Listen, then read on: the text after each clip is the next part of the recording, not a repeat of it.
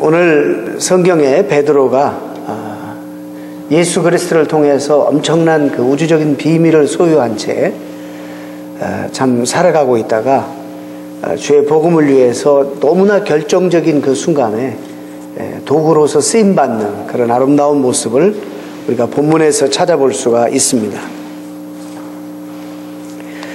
그가 그렇게 순종했기 때문에 이제 사도들도 함께 용기를 가지고 따르고 또 초대교회 많은 하나님의 백성들이 성령 충만한 하나님의 백성들이 주님의 도구가 되어서 충성스럽게 따르고 또 교회사에서 수없이 많은 신실한 하나님 백성들이 하나님 말씀을 따름으로 말미암아 오늘 우리에게까지 귀한 복음이 전해져서 우리도 지금 그 예수님을 따르고 있는 것입니다. 여러분, 땅속에 어마어마하게 뜨거운 그런 어떤 용암이나 마그마가 움직이고 활동하고 쉬지 않고 있다는 사실 여러분 아십니까? 우리가 눈으로 볼 수 없고 우리가 경험할 수는 없지만은 우리 발밑 땅속에는 지금 엄청난 고열의 어떤 용암이 또 마그마가 흐르고 활동하고 있다는 사실을 우리는 압니다. 그러다가 때로는 이 마그마가 너무 뜨거운 에너지와 힘을 이기지 못하면 지표를 뚫고 솟아나와서 무서운 활동을 우리에게 가시적으로 보여주는데 우리는 그것을 이제 화산 폭발이라 그렇게 말합니다. 작년에도 아일랜드에서 엄청난 화산이 폭발되어서 전 그 유럽의 항로가 다 막히고 모든 비행 노선들이 캔슬된 것들 우리가 잘 압니다. 여러분 가끔 디스커버리 채널이나 아니면 다큐멘터리에서 그 가까이에서 비행기가 그 촬영하는 그런 모습들을 보여준 적이 있습니다. 정말 뜨거운 불덩어리가 막 가마솥에서 국물이 끓듯이 막 폭발하고 끓고 엄청난 그런 에너지와 힘을 가지고 그 마그마가 흘러내려서 역사 가운데 로마 나라의 폼페이가 정말 그 마그마가 마치 쓰나미가 바닷물이 모든 도시를 삼켜버리듯이 이 마그마가 한 도시를 덮어가지고 화석으로 만들어버리는 그런 역사도 있었습니다.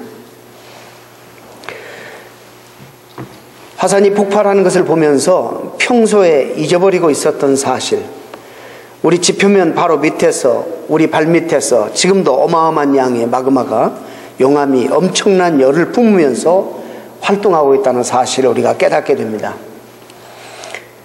저는 그 사실을 생각하면서 성령의 역사도 마찬가지다. 우리의 역사의 참 표면을 조금만이라도 조심스럽게 믿음의 눈으로 들여다보면 하나님께서는 오늘도 강력한 성령의 힘과 능력으로 전 세계 복음화를 위해서 하나님의 놀라운 역사를 펼치시기 위해서 지금도 활동하고 움직이고 계신다는 사실을 우리가 볼 수 있습니다. 우리가 눈으로 볼 수 없다고 해서 내가 피부로 지금 느낄 수 없다고 해서 우리가 이 사실을 절대로 부인해서는 안 됩니다. 이 가운데도 성령님이 오셔서 강력한 힘으로 우리의 이 한편의 설교를 통해서 우리 전체 인생을 바꿀 수도 있고 우리를 온전히 세울 수도 있고 하나님의 영광을 우리 가운데 풍성하게 내려줄 수 있는 그런 강력한 역사로 우리 가운데 임재해 계신다는 사실을 여러분 믿어야 할 것입니다. 화산을 통해서 용암이 분출하듯이 성령님께서 역사 전면에 나타나셔서 활동하시는 그런 사역을 우리가 사도행전 2장에서 볼 수 있습니다.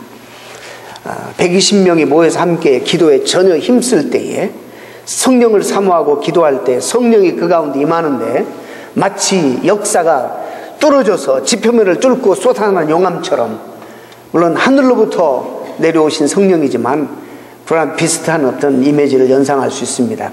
급하고 강한 바람처럼 성령이 임하고 혀가 갈라지고 각기 다른 방향으로 말하고 성령의 과거에 느껴보지 못했던 성령을 가시적으로 체험하는 역사가 사도행전 2장에 나타납니다.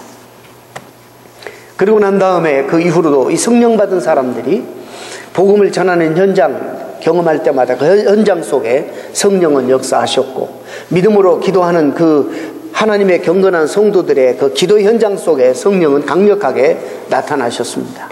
역사의 자연 속에 우리의 삶 가운데 성령은 강력하게 오늘도 역사하셔서 우리를 변화시키시고 더러운 것들을 소멸하시고 또 하나님이 주도하시는 하나님의 구속의 역사를 오늘도 펼치고 계신다는 사실을 우리는 인정해야 할 것입니다. 여러분, 그때보다도 더 훨씬 성령이 강력하게 전 세계 우주적으로 역사하신다고 저는 믿습니다. 이 성령님의 역사를 날마다 여러분 삶 속에 경험하시는 이런 축복이 있기를 축원합니다. 우리 눈에 발견되지 않을 뿐 성령님은 오늘도 강력하게 능력으로 역사하고 계신다는 것입니다. 성령님의 활동을 어느 정도 느끼고 발견할 수 있느냐, 발견해낼 수 있느냐는 우리 성도들이 얼마나 신앙생활을 깊이 하는가, 얼마나 말씀과 기도를 통해서 하나님과 깊은 교제를 하고 있는가에 따라서 달라집니다.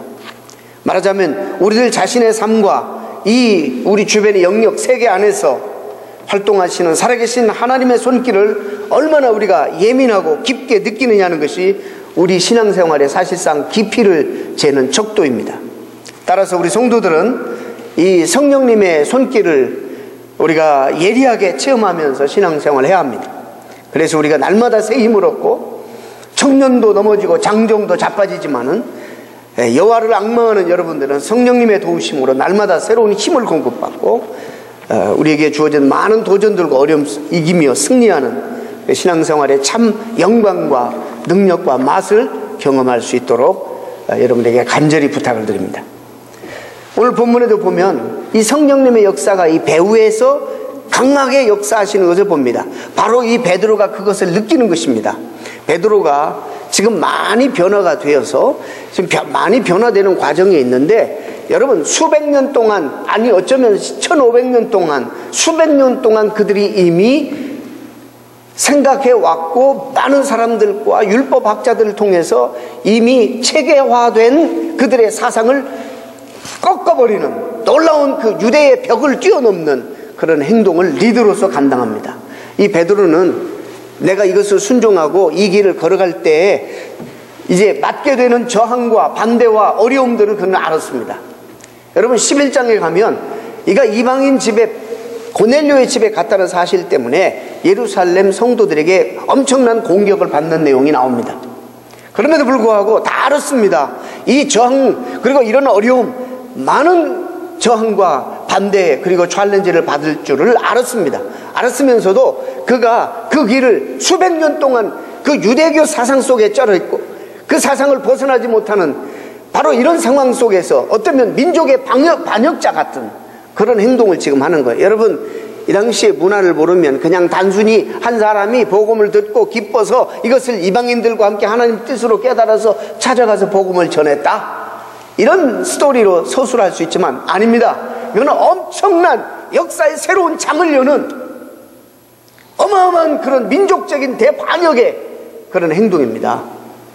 참 성령님의 도우심이 아니고서는 도저히 베드로가 넘을 수 없는 그런 벽을 지금 넘고 건널 수 없는 강을 지금 건너서 모든 민족의 엄청난 프레셔를 이제 받게 될 유대교뿐만 아니라 이분 복음을 받은 기독교인들까지도 아직도 마음이 열리지 않는 그들에게도 엄청난 공격을 받게 될, 저항을 받게 될 것을 알고 이는 너무나도 확신에 차서 성령님의 충만이 되어서 모든 이런 과정들 속에서 정말 모든 것이 톱니바퀴가 물려듯이 물려가는 모든 정황들 속에 성령이 아니고서는, 하나님이 아니고서는 이런 일이 어떻게 내 삶 속에 일어날 수 있는가.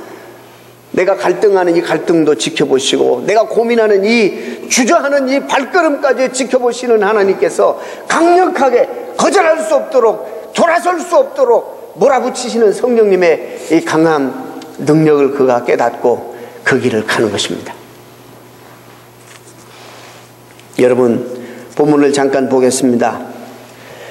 베드로 일행이 가이사랴 고넬료의 집에 도착합니다. 고넬료는 보니까는 일가와 그리고 가까운 친구들까지 다 모아놓고 말씀을 듣기 위해서 기다리고 있습니다.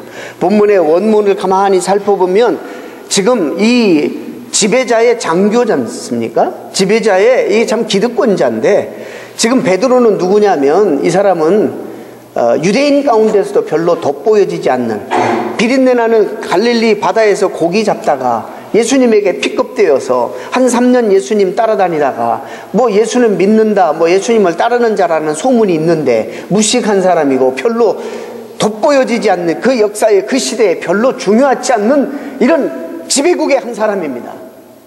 근데 이 사람을 지금 기다리는데 지배자가, 그것도 기득권자가 사람 목숨을 죽이기도 할 수 있고 살릴 수 있는 그런 권력을 가진 자가 베드로를 기다리는데, 오늘 본문에 보면 그냥 언제 오겠지 이 정도가 아니라 정말 앉아있지 못하고 안정하지 못하고 간절한 마음으로 베드로를 기다리는 모습이 나타납니다. 베드로가 문에 들어옵니다.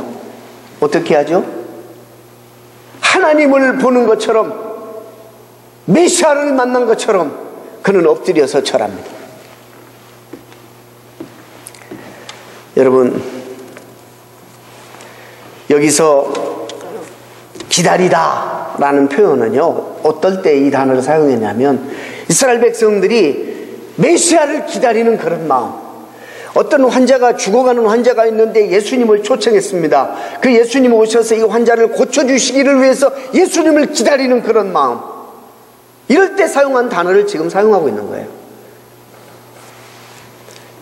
자, 그분이 들어옵니다. 이분은 고넬료 속에 큰 확신이 있었어요. 하나님이 보내신 종이다, 그렇다면 하나님의 사자다, 그렇다면 하나님이 이분과 함께 하신다라는 그런 강한 믿음을 가지고 이분이 들어올 때 하나님을 대하듯이 엎드려 경배합니다. 왜 그걸 알 수 있냐면 베드로가 너무 황당해합니다. 깜짝 놀랍니다. 이렇게 세웁니다. 일어나십시오. 나도 사람에 불과합니다. 그 말을 하는 거 보면 하나님 대접했다는 거예요. 다른 사본에 보면, 여기에 우리 성경에는 안 나오지만 What are you doing? 뭘 하십니까 지금? 빨리 일어나십시오. 뭘 하십니까? 라는 단어, 그 표현이 우리 성경에는 빠져 있어요. 예배 드리려고 하는 그런 마음. 그래서 베드로가 너무너무 황당해서 이렇게 세웁니다. 이렇게 세우고 그 다음에 이제 경유를 묻죠. 왜 나를 초청했는가? 여러분, 이미 베드로의 마음속에 성령님이 환상을 통해서 정말 큰 확신을 주셨어요. 이 환상은 보통 환상이 아니고 하나님이 뭔가를 나에게 지금 이 순간에 말씀하시려고 하는 그런 건데 도대체 뭘까? 라고 있을 때에 똑똑똑 정확한 타이밍을 맞춰서 고넬료가 보낸 사람이 찾아옵니다. 베드로는 그 환상이 바로 이 사건과 이 사람과 직접적으로 연관이 있다는 것을 즉각적으로 깨닫습니다. 그러면 그날은 너무 늦어서 갈 길이 머니까 하루 유숙하고 그 다음날 일행이 이제 같이 가이사랴로 가지 않습니까? 가는 동안에 이 모든 정황을 묵상하고 생각했을 거예요. 하나님께서 내가 이렇게도 어려워하니까, 이렇게도 주저하니까, 내가 정말 하나님이 밀어붙이시고 하나님이 원하시는 방향을 어떤 면에서 알지만, 나도 그렇게 하고 싶지만 이것이 넘어야 될 산이 너무 높고 건너야 될 강이 너무 험하고, 그리고 내가 받아야 될 저항과 이 모든 것들을 내가 어떻게 감당해야 될 것인가 라는 이런 주저함 때문에 베드로가 감히 가지 못할 때 하나님이 피할 수 없도록 참 거의 완벽한 타이밍을 맞춰서 고넬료가 먼저 기도했는데, 고넬료가 하나님이 그에게 환상으로 나타나서 베드로를 초청해서 말씀을 들어라, 내가 너의 기도를 들었다. 그래서 사람을 보냅니다. 거의 21시간 차이 나죠. 또 그때 베드로는, 이 사람이 당도할 때쯤 베드로는 또 하나님이 나타나셔서 환상을 보여주십니다. 베드로가 환상 보고 고민할 때 똑똑똑, 이야, 이게 성령님이 아니오시면 어떻게 이럴 수 있어요? 이런 모든 정황을 볼 때 베드로는 확신을 가진 거예요. 그래서 고넬료를 만나자마자 더불어 말하며 들어가. 이 단어는요, 단순히 누군가 확인해보고 이 사람이 이방인이 어떤 사람인가 확인해보고 이런 과정을 이미 끝난 거예요. 자기가 확인할 필요 없는 거예요. 하나님이 보내셨기 때문에 하나님이 하실 것이다 믿고 이 사람에 대한 어떤 레저베이션이 없어요. 어떤 의심도 없어요. 바로 들어가서 교제를 시작하는 거예요. 그런 내용이 오늘 본문에 나오고 있습니다. 베드로 자신도 바로 직전까지만 해도 다른 유대인들처럼 이방인을 개처럼 여기고 이방인의 집으로 들어가서 상상할 수도 없는 이방인과 교제하는 것은 다른 유대인처럼 동일한 배타적인 태도와 신념을 가진 사람이었는데, 그런 그가 이제는 그런 관례를 과감히 깨부시고 이방인의 집에 들어가 친밀한 교제를 시작하십니다. 여러분, 이것이 유대인 가운데 최초입니다. 아십니까? 이것이 문제가 돼요. 예루살렘 성도들에게 이것이 문제가 돼요. 어찌하여 사도들 가운데 어떤 면 사도장격인데 당신이 이런 규례를 깨고 유대인으로서 이방인에 들어가서 교제를 할 수 있습니까? 특별히 정결치 못한 음식까지도 함께 같이 이방인과 나누면서 교제를 할 수 있습니까? 베드로는 너무나 확신이 있었어요. 조금도 주저함이 없었어요. 하나님의 말씀을 확신한 이상 더 이상 어떤 다른 인간적인 방해나 저항이나 이런 것은 그에게 방해가 되지 못했습니다. 베드로는 고넬료와 그 집의 모든 사람들에게 자신이 그 집에 오게 된 경위를 설명합니다. 이렇게 말해요. 유대인이 이방인과 자리를 함께하는 것이 합당치 않은 일이라는 사실을 나도 알고 여러분들 아시지요? 상기시킨 뒤에 그럼에도 불구하고 자신이 이곳에 오게 된 이유를 말합니다. 하나님께서 나를 이곳에 보냈다. 그러면서 물어요. 무슨 일로 나를 불렀습니까? 무슨 목적입니까? 나를 초청한 목적이 무엇입니까? 고넬료는 그 질문에 자신도 환상을 본 일과 환상을 통해서 하나님의 사자로부터 받은 명령을 베드로에게 말합니다. 그러고 난 다음에 당신은 하나님이 보내신 하나님의 사자입니다. 그러면서 그가 이렇게 말해요. 내가 당신에게 사람을 보내었더니 오셨으니 잘하셨습니다. 이제 우리는 주께서 당신에게 명하신 모든 것을 듣고자 하여 다 하나님 앞에 있나이다. 누구 앞에 있나이다? 하나님 앞에 있나이다. 제가 요즘 여러분들에게 말씀을 여러 번 드렸습니다만 저의 심각한 고민 중에 하나가 왜 오늘날 동일하게 하나님 말씀이 선포되는데 오늘날에는 왜 하나님의 말씀의 능력과 영광과 이런 부요함이 우리 가운데 옛날처럼 경험되지 않는가? 이 도대체 뭔가? 설교자가 말씀을 전하지 않는 것인가? 아니면 청중의 말씀을 하나님 말씀으로 받지 않는 것인가? 뭐가 문제인가? 오늘 이 말씀 속에서 우리는 힌트를 얻을 수 있지 않습니까? 말씀을 전하는 자는 베드로와 같은 확신을 가지고 전해야 될 것이고, 하나님이 나를 보내서 이 자리에 세웠다. 이 자리에서 오늘도 하나님께서 입술을 통해서 도구로 삼아서 말씀하실 말씀이 있을 것이다. 담대함과 확신을 가지고 하나님의 성령에 붙들려서 이 자리에 서서 말씀을 전해야 될 것이고, 여러분도 사람을 보지만 하나님 앞에 있나이다. 주의 종이 듣겠으니 하나님 말씀에 주옵소서. 이런 자세로 우리가 말씀을 받을 때에 우리 가운데, 여러분 오늘 본문 뒤에 제2의 펜타코스트, 제2의 성령이 유대인에게만 부어졌던 성령 충만함의 사도행전 2장의 역사가 이방인들 여기서 일어납니다. 그래서 이것을 제2의 펜타코스트라고 그래요. 만약 오늘날 우리도 이런 자세로 설교를 하고 이런 태도로 여러분들이 말씀을 받으면 오늘도 이 가운데 동일한 역사가 일어나게 될 줄로 믿습니다. 이런 것들을 방해하는 요소들을 우리가 제거해야 돼요. 구체적으로 우리가 정말 사모함으로 와야 돼요. 하나님의 나를 부르신다. 하나님의 나를 만나주시기 위해서 부르신다. 하나님을 내가 만나서 그분을 통해서 말씀을 들어야 되겠다라는 간절함과 사모함으로 이 자리에 와야 돼요. 고넬료가 그랬어요. 못 기다렸어요. 너무너무 간절히 사모되어지니까 차분히 앉아서 기다릴 수가 없었어요. 한 사람이라도 더 이 말씀을 들었으면 좋을 것 같아서 친지를 다 모아놓고 가족은 물론이거니와 가까운 친구들까지 다 초청해 놨어요. 이 말씀을 듣고 싶었어요. 나 혼자 들을 수가 없는 말씀이기 때문에 이런 태도, 간절히 기다리고 서성이면서 하나님이 보내실 베드로가 언제 올 건가 열어보고 이 성경에는 안 나오지만 틀림없이 그랬을 거예요. 좀 나가보고. 베드로가 오자마자 기다렸다는 듯이 그를 맞이하면서 얼마나 사모가 되면 정말 하나님 만난 것처럼 기쁜 마음으로 엎드려서 그렇게 절했겠어요.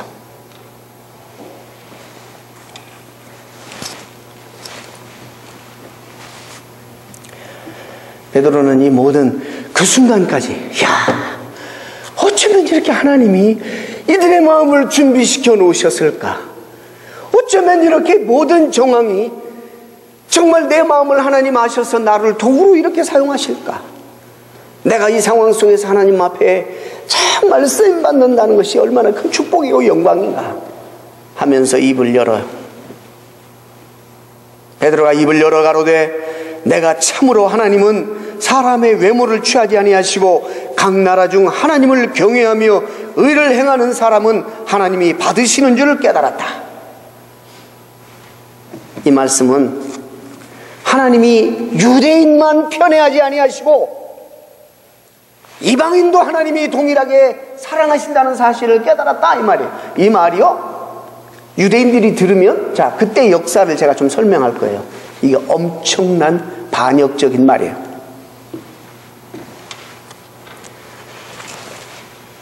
다른 사람도 아닌 예루살렘 사도단의 수장인 베드로가 하나님 유대인 편에 서서 유대인을 옹호하고 유대인만이 하나님 앞에 특별한 선민이고 특별히 모든 민족도 사랑하지만 유대인을 더 사랑한다 이렇게 말해야 되는데도 불구하고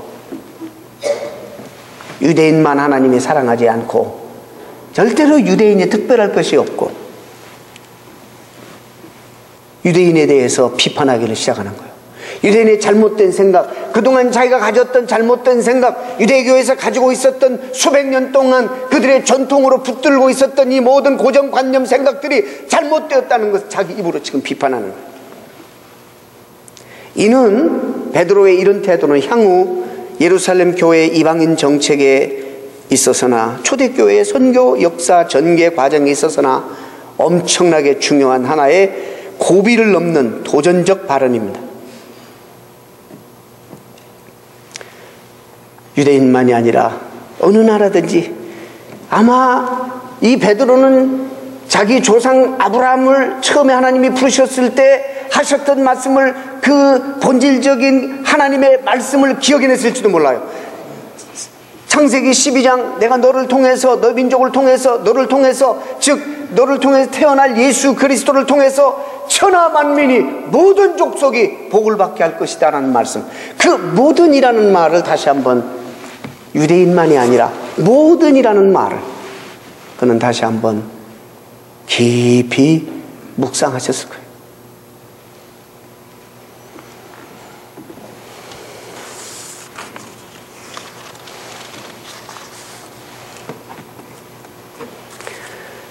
오늘 베드로 한 말 가운데는요,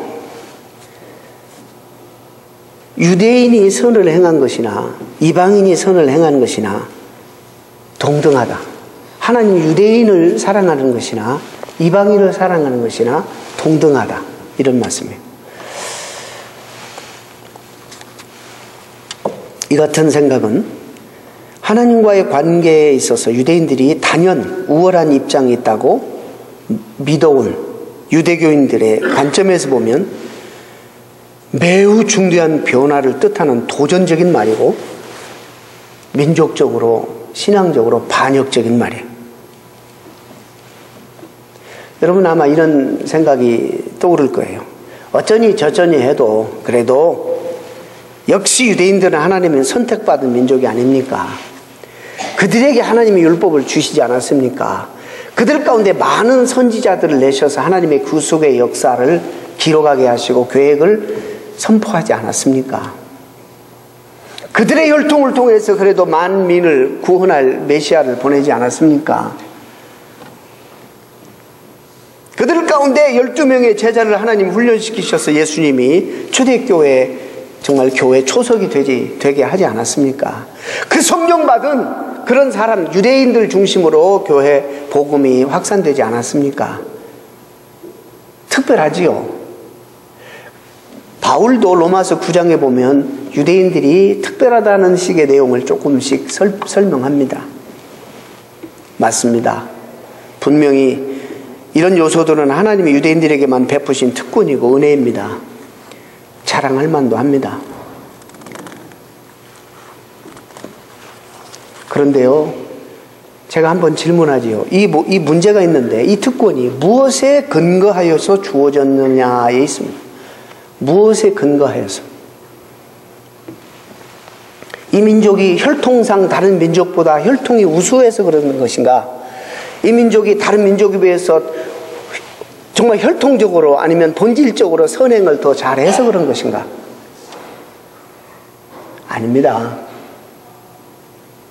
하나님이 어느 민족을 통해서라도 누구를 통해서라도 이 구속의 역사를 인류를 구원하기 위한 타락한 인생들을 다시 하나님 앞으로 부르시기 위한 역사를 펼치셔야 되는데 하나님이 붙잡아서 선택한 민족이 유대인입니다.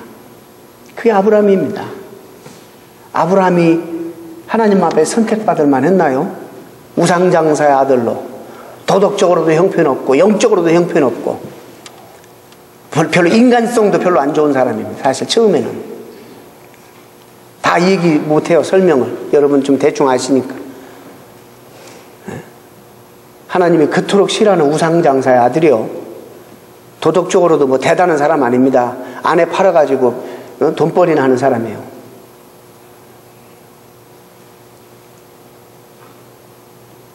우리가 한국 사람 그러잖아요. 죽었으면 죽었지 그 집 못하잖아요, 남자들은. 네, 그런 사람이에요. 근데 하나님이 그런 사람을 은혜를 주어서, 은혜를 베풀어서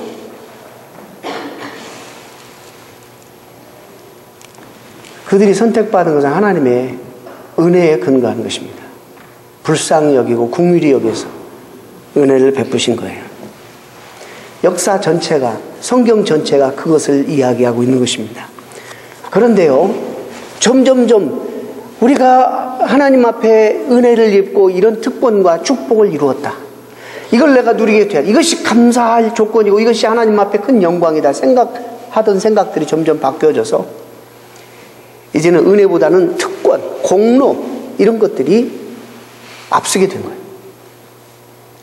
그래서 하나님의 은혜에 감사하기보다는 내가 한 거, 하나님 앞에 다른 민족에 비해서 내가 쓰임받는 거, 이런 선민의식, 특권의식, 공로의식 이런 것들이 앞서서, 그러다 보니까 하나님과의 관계가 점점 멀어지고 이런 하나님의 은혜보다는 특권과 그런 공로의식에 사로잡혀 있는 거예요.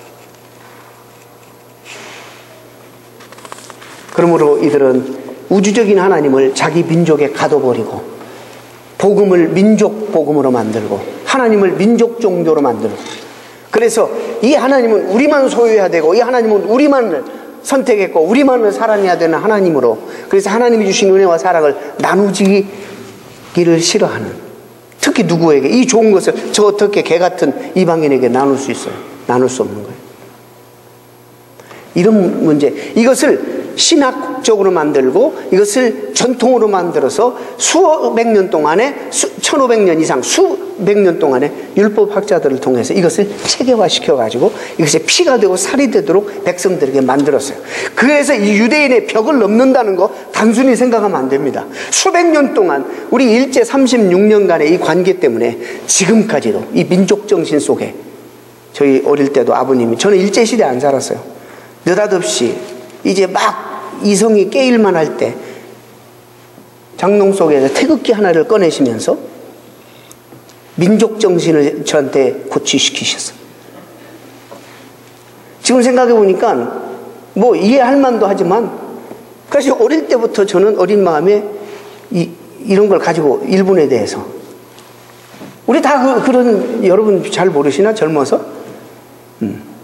36년의 그런 메모리에도 그렇게 남는데 수백 년 동안 이것이 전통이 되게 하고 이것이 민족의 피가 되게 하고 살이 되게 해서 유대인 바퀴는 다 이방인들은 지옥의 땔감으로 하나님이 창조하셨다, 이 정도로 생각할 정도였으니까 이걸 넘는 게 쉬웠겠느냐는 거예요.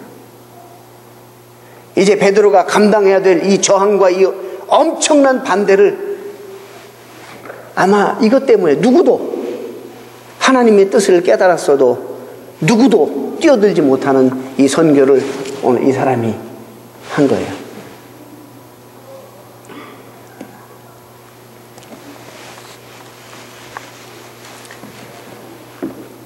그래서 우리가 가정에서나 공동체에서나 사회에서 리더가 이렇게 중요한 거예요. 우리가 그러잖아요. 점점 이렇게 교회 일을 열심히 앞서서 하다 보면 많은 저항을 받아요. 일을 안 하면 저항을 안 받는데 앞에서 일하다가 보면 많은 저항을 받아요. 뭐 꼭 저래야 되나?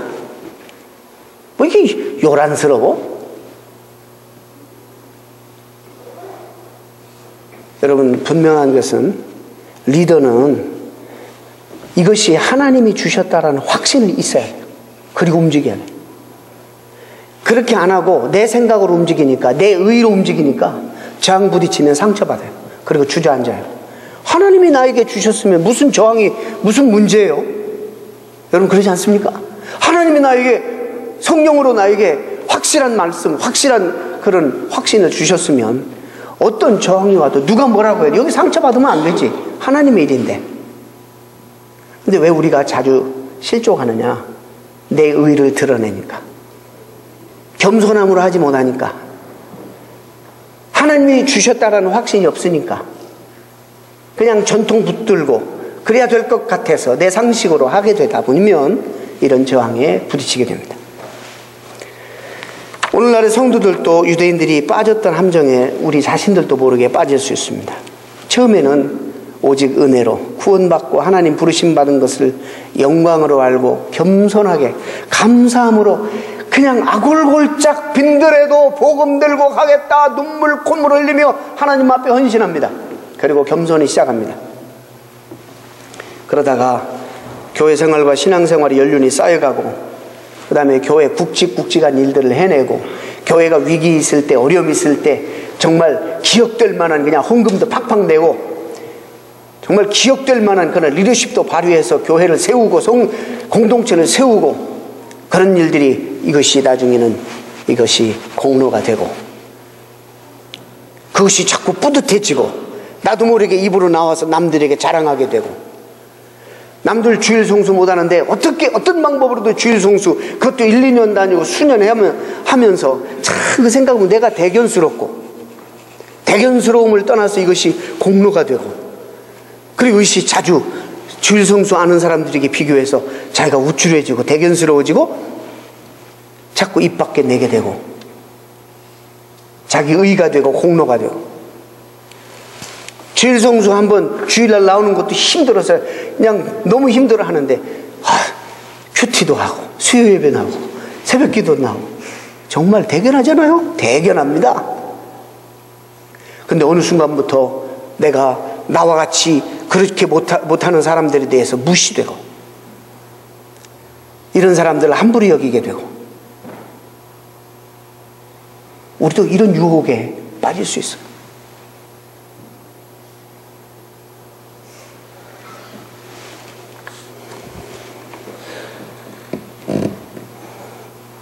말로는 은혜를 말하면서 실제로는 자신의 공로와 선행 때문에 하나님의 사랑을 받고 있다고 오해를 하는 그렇게 오해를 시작하는 사람들이 생겨난다는 것입니다.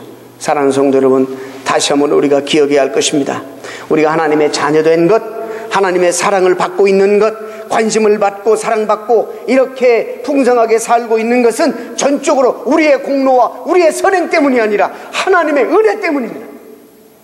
우리를 불쌍히 여기시고 우리를 긍휼히 여기시는 하나님의 그 은혜, 그 때문에 우리가 이렇게 사랑받고 살아가는 거예요. 이걸 잊지 마시기 바랍니다. 우리가 하나님 앞에 드리는 건 너무 소중합니다. 그런데 이 모든 것들이 하나님의 은혜보다 앞서서는 안 되는 거예요. 항상 그래서 우리는 감사함을 간직하고 유지하면서 우리가 하나님 앞에 뭘 드리면 하나님이 기뻐하시겠어요? 우리가 헌신하면 얼마나 하겠어요? 하나님의 은혜에 갚을 길이 없는 거예요. 우리는 이스라엘 백성들이 바로 성전을 지어 드렸다. 우리가 성전을 지었습니다. 이렇게 어려운 환경 속에서도 하나님이 하늘은 내 보좌요 땅은 내 발등상이다. 야, 이 녀석들아, 너희들이 만들어 놓은 성전에 나를 가두려고 하느냐?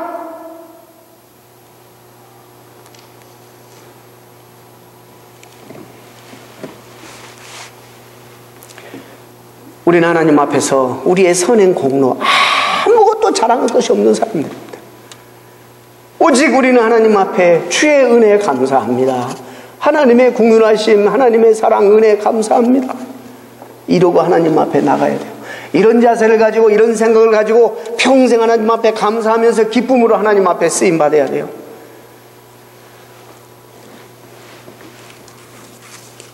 베드로가 지금 바로 이것이 회복이 된 거예요. 바로 이것이 회복이 됐어요. 베드로에게. 그동안 수백 년 동안 가지고 있었던 전통에 사로잡히고 그들이 메어놓은 신학과 전통과 사상에 그냥 굴레 씌워져서 꼼짝달싹도 못하고 정말 하나님이 이제는 하나님이 원하시는 복음의 속성과 하나님의 소원을 알아서 좀 뭔가 움직여 보려고 해도 다리 떨어지지 않고 생각이 나가지도 않고 발이 닿지도 않는 주저함 속에서 꼼짝 못하고 있을 때 성령께서 강력하게 역사하셔서 그 마음속에 그 뜨거운 열이 폭발되게 하시고 모든 전통과 사고방식과 고정관념을 다 깨부시고 최초로 들어가서 유하면서 사도 중에 사도장인 베드로가 복음을 유대와 이방인에 연결하는 가교 역할을 했어요. 이것을 잘 준비해 놓으니까 사도 바울이 바톤을 잡고 이방선교 시작하는 거예요. 할렐루야. 이런 리스크, 여러분이 다 크리스천 리더들이시죠. 하나님이 기뻐하시는 일에, 하나님이 원하시는 일에 저항이 있을 수도 있어요. 나는 우리하고 오늘 설교 사실 상관도 없는 거예요. 빨개 벗고 누가 안 따라 있었으면 사람들 구경거리 아닙니까? 얼마나 천박한 거예요. 이거 춤도 아니고 무슨 댄스도 아니고 저 뭔짓 하는 거예요. 누가 안 따라서면 미친 짓이에요.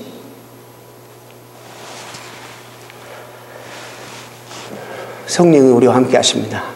하나님 기뻐하시는 일 순종하시기 바랍니다. 하나님께서 여러분에게 사람을 붙여주실 것이고 여러분을 함께 한 곳을 바라보고 한 방향을 향해서 복음을 위해서 매진하고 정진할 수 있도록 하나님 축복해 주실 것을 믿습니다. 그 일에 저와 여러분 우리 교회가 쓰임받기를 간절히 원합니다. 기도하겠습니다. 하나님 감사합니다. 주신 말씀 가슴속에 깊이 새기게 하시고 우리가 리더든지 팔로워든지 우리의 참 목자장 되시는 예수 그리스도가 우리의 참 리더고 그분을 따르는 팔로워들로서 또 우리 주변에 있는 많은 사람들에게 그들을 불러 초청하는 리더의 역할을 감당하는 하나님 백성들 되게 하여 주시옵소서. 하나님 우리가 주의 은혜로 이 자리에 와 있음을 알게 해주시고 유대인들처럼 공로의식에 선민의식에 우리의 의에 사로잡혀서 하나님의 은혜를 떠나는 불행한 역사 없게 하여 주시고 하나님 오늘도 나를 불쌍히 여기셔서 계속 은혜를 쏟아 부어주시는 하나님의 그 넘치는 은혜와 사랑 나도 이렇게 부족한데 하나님 아직도 사용하시는 그 하나님의 그 크신 긍휼과 사랑에 감사해서 늘 겸손히 감사하게 주님 앞에 쓰임받는 종들 되게 하여 주옵소서. 예수님의 이름으로 기도하옵나이다.